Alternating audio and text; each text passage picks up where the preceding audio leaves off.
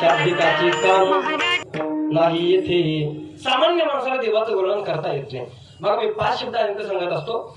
जगामध्ये काही लोक माननीय असतात 1, जगामध्ये काही लोक आदरणीय असतात 2, जगामध्ये काही लोक पूजनीय असतात 3, जगामध्ये काही लोक त्यजनीय असतात 4 आणि जगामध्ये काही लोक वर्णनीय असतात 5. पहिला शब्द घ्या माननीय. आता कुणाला म्हणायचं माननीय? जरा गमतीने बोलू का? काही लोकांची नावं घेण्याच्या अगोदर त्यांना माननीय म्हणावं लागतं आणि मग त्यांचं नाव घ्यावं लागतं. दुसरा शब्द घ्या आदरणीय. कुणाला म्हणायचं आदरणीय? व्यवहार मला असं शिकवलं जातो की आपल्यापेक्षा वडीलधाऱ्या माणसाचं नाव घेत असताना आदरणीय म्हणा आणि मग त्यांचं नाव घ्या. तिसरा शब्द घ्या पूजनीय. कुणाला म्हणायचं पूजनीय? शास्त्र मला असं सांगतं आपल्या सद्गुरूंचं नाव घेत असताना अगोदर परमपूजनीय म्हणा, परमपूज्य म्हणा आणि नंतर श्रीगुरूंचं नाव घ्या. चौथा शब्द आहे त्यजनीय. नारदांनी भक्तिसूत्रामध्ये सूत्र असं सांगितलं, दुसंग सर्वथैव त्याज्यः, म्हणजे दुर्जनाच्या बाबतीत जो शब्द वापरला त्याला त्यजनीय म्हणा आणि परमात्म्याच्या बाबतीत जो शब्द वापरला त्याला वर्णनीय म्हणा.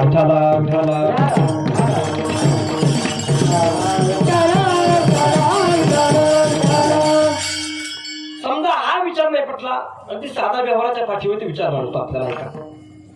बघा आपल्या घरात लहान मुलं असतात. आपण त्या लहान मुलांना काय सांगत असतो? मोठ्या माणसांच्या पाया पडत जा, वडिलांच्या पाया पडत जा, मोठ्यांचं वर्णन करत जा. मला सांगा छोट्यांनी कुणाचं वर्णन करावं? बोलू चला पटकन. तुम्हाला ऐकू येत नाही का तिकडे मागे? छोट्यांनी कुणाचं वर्णन करावं? मोठ्यांचं करावं. बरोबर आहे का? शिष्यानं कुणाचं वर्णन करावं? भक्तांनी कुणाचं करावं? नवऱ्यानं कुणाचं करावं? असं बोलत चला. म्हणजे कोण जागा आहे कोण झोपलं मला कळतंय. बरोबर आहे का? वर्णन कोणी कुणाचं करावं? छोट्याने मोठ्यांचं करावं. पण मोठेपण असं नेमकं कोणतं? व्यवहारानं मोठेपणाचे 3 प्रकार सांगितले. काही लोक जन्मता मोठे असतात 1, काही लोक प्रयत्नाने मोठी झालेली असतात 2 आणि काही लोकांकडे मोठेपण नसतं पण बळच त्यांना मोठे म्हणावं लागतं. पण शास्त्रानं मोठेपणाचे 2 प्रकार सांगितले. एक नैमित्तिक मोठेपण आहे आणि दुसरं सांस्कृतिक मोठेपण आहे. आता नैमित्तिक कशाला म्हणायचं? देहाच्या ममत्वानं जे मोठेपण निर्माण झालं त्याला नैमित्तिक म्हणा आणि आत्मस्वरूपाच्या विचारानं जे मोठेपण निर्माण झालं त्याला सांस्कृतिक म्हणा. समजा हे कठीण वाटायला लागलं आपल्याला, जरा कळेल असं बोलतो. आपण जे दुःख म्हणतो पण आहे, या दुःखाला कारण नैमित्तिक मोठेपण आहे आणि या सुखाला कारण सांस्कृतिक मोठेपण आहे. समजा हेही सांगून आपल्याला कळत नसेल तर आपल्याला दृष्टांत सांगून पुढे जातो. पूर्वीच्या काळामध्ये एक बाई भांड्याच्या दुकानामध्ये पातेली घेण्याकरता गेली. तुमच्याकडे पातेली म्हणतात का भगून म्हणतात? दोन्ही म्हणतात. बरोबर आहे. म्हणजे आमच्याकडे तुमच्याकडे सारखंच आहे. मग ती बाई भांड्याच्या दुकानात गेली. मला तिला 3 पातेली घ्यायची होती. वेगवेगळ्या आकाराची, वेगवेगळ्या धातूची आहे. जर्मनचं आहे, पितळचं आहे, स्टीलचं आहे. मग याच्यात कुणाची किंमत 100 रुपये, कुणाची किंमत 200 रुपये, कुणाची किंमत 300 रुपये. त्या बाईनं 3ही पातेली आपल्या पिशवीमध्ये टाकली आणि घराकडे जात असताना कुंभाराचं घर लागलं. आणि कुंभार दादाला विचारलं, का तुमच्याकडे काय काय वस्तू आहे? त्या कुंभारानं सांगितलं, रांजण आहे, दीर आहे, लहान मोठी मडके, तुम्हाला काय पाहिजे? त्या बाईने विचार केला, आपल्याकडे दही भरपूर आहे, दूध भरपूर आहे आणि दही दूध ठेवण्याकरता आपल्याला लहान मडकीची गरज आहे. त्या बाईने विचारलं, का त्या लहान मडकीची काय किंमत आहे? त्या कुंभारानं सांगितलं, बाई 2 रुपयाला मडकं दिलं. त्या बाईनं 2 रुपये दिले. ते मडकं आपल्या पिशवीमध्ये टाकलं. 3 पातेली अधिक 2 रुपयाचं मडकं. आणि घरी गेल्यानंतर कशात भाजी, कशात पाणी, कशात चहा, 3ही पातेलीला कामं वाटून दिली. आता राहिलं 2 रुपयाचं मडकं. याचं नेमकं काय करायचं? त्या बाईनं काय केलं? त्या मडक्यामध्ये दही ठेवलं. मला सांगा, दह्याचं मडकं, दह्याचं गाडगं असं खाली ठेवून जमतं का? आपण कुठे ठेवतो? शिंक्यावर ठेवतो. बरोबर आहे का? ते 2 रुपयाचं दह्याचं मडकं शिंक्यावरती ठेवल्याबरोबर इकडं पितळाचं बघून स्टीलच्या भुगाला म्हणायला लागलं, माझी किंमत 200 रुपये असताना मी खाली आणि 2 रुपयाचं माझ्या घरी. तसं वरचं मडकं फुगायला लागलं. महाराज, अवघत 4-5 महिन्याचा कालावधी जातो. गाई म्हशी 8 तास, दहीच नाही, दूधच नाही, वर मडक्याचं काय काम? अहो, गाई म्हशी असल्यावर वर मडक्याचं काय काम? ती बाई काय करते? वर्ण मडकं उचलते आणि मडकं खाली ठेवते. मडकं खाली ठेवल्या बरोबर इकडं पितळाच्या भोगण्याला आनंद झाला. बरं झालं आपल्या लाईन मध्ये आलं. याला महाराष्ट्रीयन माणसाचा स्वभाव म्हणा. हे पुन्हा काऊन सांगतो? बरोबर आहे का नाही? अगो 2-3 दिवसाचा कालावधी जातो. अहो 6 महिने ज्या मडक्यामध्ये दही ठेवलं, दूध ठेवलं, असं आंबूस झालेलं मडकं. मग मला सांगा, त्या मडक्यामध्ये त्या बाईनं वांगीची भाजी ठेवली. भाजी काय नीट राहिली असेल का? दुपारी जेवण्याकरता त्या बाईनं ती भाजी ताटामध्ये ओतली आणि ओतल्या बरोबर त्याला कळालं भाजी विटलेली आहे. त्याला राग आला. एवढी चांगली 8 तासाने मी भाजी बनवली आणि 2 रुपयाच्या मडक्याने भाजी उठवली. रागाच्या भरात मडकं उचलून मडकं घराच्या बाहेर फेकून दिलं. पितळाच्या भगवानाला आनंदाला बरड झालं, पिढा गेली. दृष्टांत संपला. आता मला भाव काय सांगायचा बघा. मला सांगा, जोपर्यंत दही दूध आहे तोपर्यंत मडकं कुठं आहे? शिंक्यावर आहे. दही दूध संपलं, मडकं कुठं आहे? घराच्या बाहेर. जोपर्यंत दही दूध आहे तोपर्यंत मडक्याला किंमत आहे.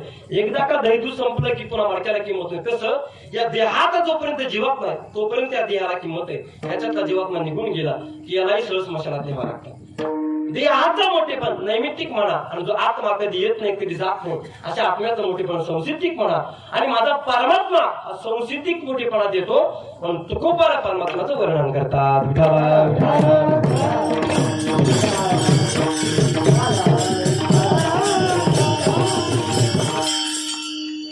तुकोबाला म्हणतात मी परमात्म्याचं वर्णन करतोय. तुम्ही सुद्धा परमात्म्याचं काय करा? वर्णन करा. या जीवानं देवाचं काय केलं पाहिजे? बोलत जरा काय केलं पाहिजे? वर्णन केलं पाहिजे महाराज. बरं, जीवानं देवाचंच का वर्णन करावं? जीवानं जडाचं वर्णन करावं जमत नाही का? बरं, जीवानं जीवाचं वर्णन करावं जमत नाही का?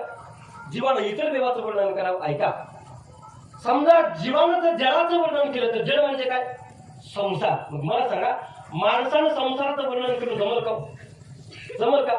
मला सांगा, माणूस आयुष्यभर कष्ट करतो. कशा करता? आपल्याला काय भेटलं पाहिजे? सुख भेटलं पाहिजे. काय भेटलं पाहिजे? सुख भेटलं पाहिजे. आणि तुकोबाला म्हणतात त्या संसारामध्ये साधा सुखाचा विचार सुद्धा सुखाचा विचार नाही कोठे सुखाचा विचार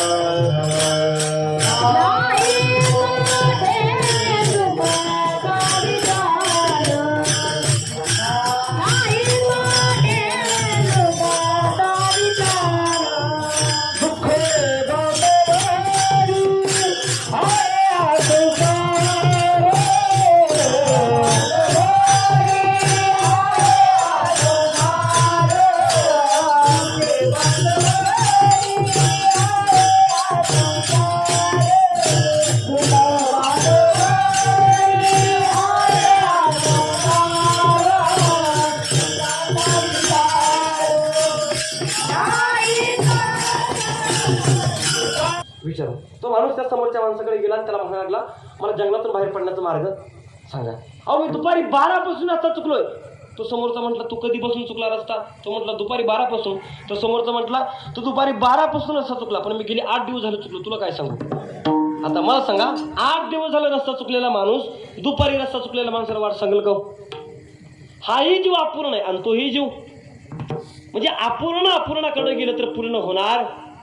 मग तुकोबाला सांगतात, या अपूर्णानं अपूर्णाकडे जाण्याच्या ऐवजी पूर्ण असलेल्या परमात्म्याकडे जावं. मग तुकोबाला सांगतात, साधकांना विचारलं, महाराज इतर देवाकडे जावं का आम्ही? तुकोबारा इतर देव असा शब्द कानावरती पडल्यावर तुकोबारांच्या मुखातून भाषा निघते, हेंदरी हेंदरी दैवत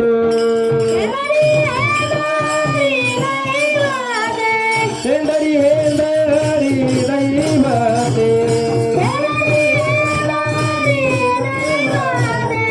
बोलती तुझी भूते खेते